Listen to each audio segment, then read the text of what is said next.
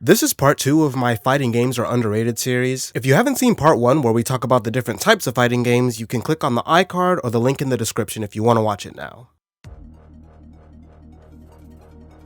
Despite how niche the genre is, fighting games are home to some of gaming's most iconic characters. If I played this sound clip, "Get over here!"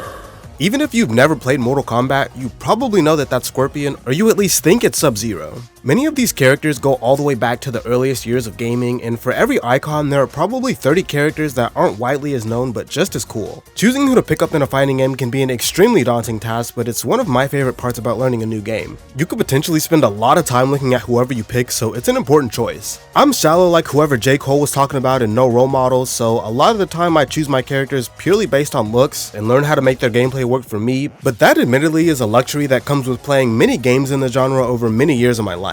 Beyond aesthetics, I tend to gravitate towards boxing or brawler characters because I've always kind of been fascinated by the sport, but there are so many different ways you could go about choosing your character.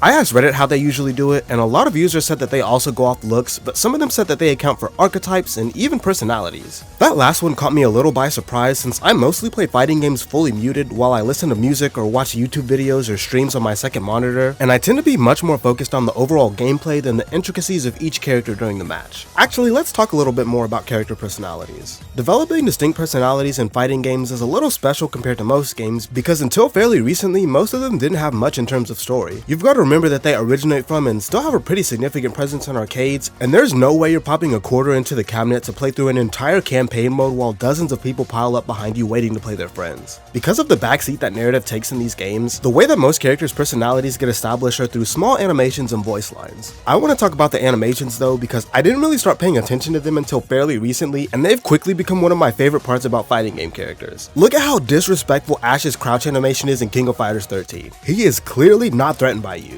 at all. Personality aside, Baiken's forward walk conveys the same level of nonchalance, and you know all you need to know about Kano when you see this.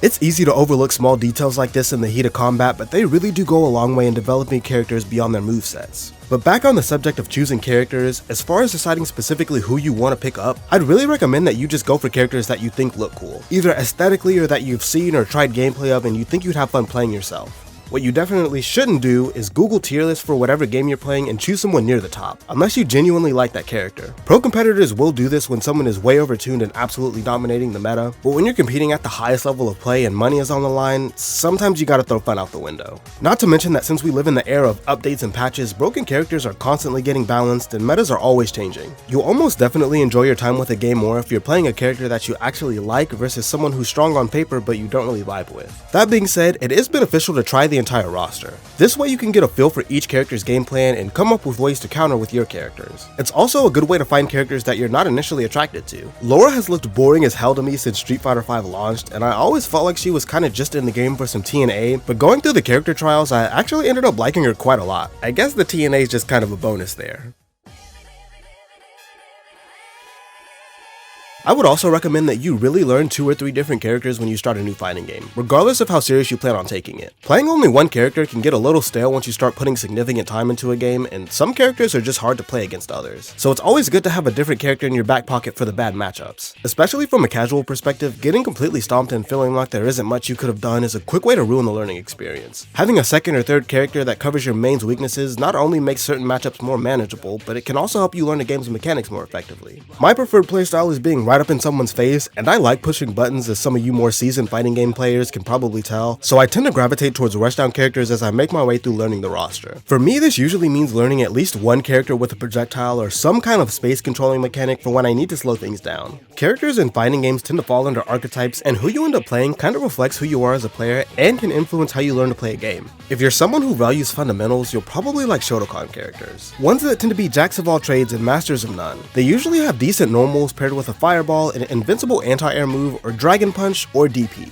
These characters are the most beginner friendly as they don't usually have any glaring strengths or weaknesses and are good for players that are trying to get a feel for a game. But if you prefer to fight at a distance, you have zoners, characters that excel at keeping enemies away from them and controlling space. Zoners also have the bonus effect of mental chip damage on your opponents because beginners often see spamming projectiles as scrubby and nobody likes losing a fight that you can't really participate in. Or maybe you're someone that wants to take a more personal approach, putting the fear of God in your opponents as you slowly but surely inch your way into taking away 25% of their health bar with a single move.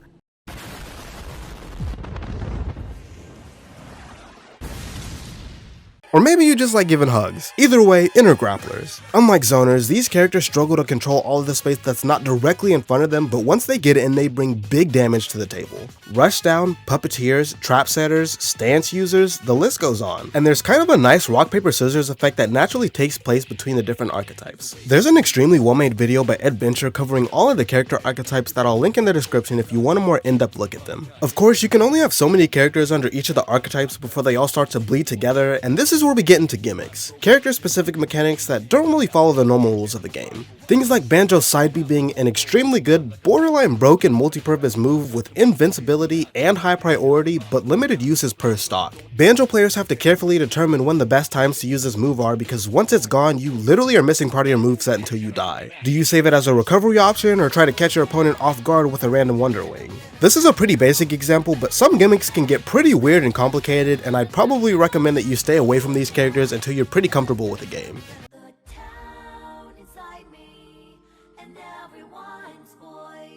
Next, I want to talk about guest or cameo characters. There's an entire hype culture around seeing the visual and gameplay changes a returning character goes through when they're announced for a new game, but these characters are hyped for the exact opposite reason. You never really know what gameplay for a guest character is gonna look like until you see it. Smash Bros is the obvious example here, since the entire roster is essentially all guest characters. Ultimate's final roster has 89 characters, and only 3.5 of them are actually from fighting games.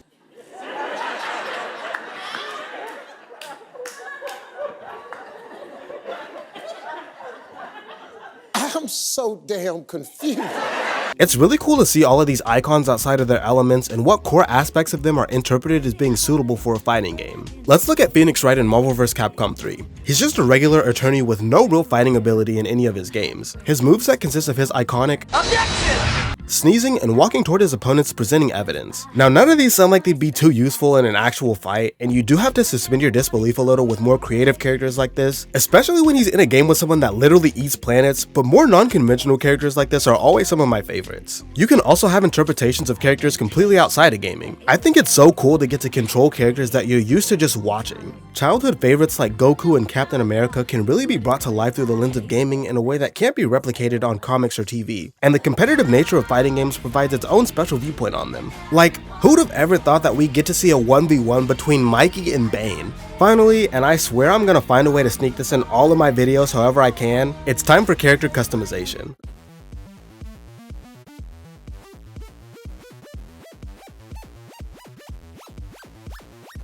This is more of a recent addition in fighting games, and I'm all the way here for it. It's pretty standard for characters to have different colorways and sometimes paid for DLC costumes, but I'm noticing more and more lately that fighting games are adding more in-depth customization options. From character shops in games like Tekken to Mortal Kombat 11, which lets you go as far as to change your character's movesets, these are all welcome features in my book. Grinding for gear in particular is a mechanic that I really enjoy in the games that provide it. I feel like it presents a great alternate playstyle for people that don't want to fight others online.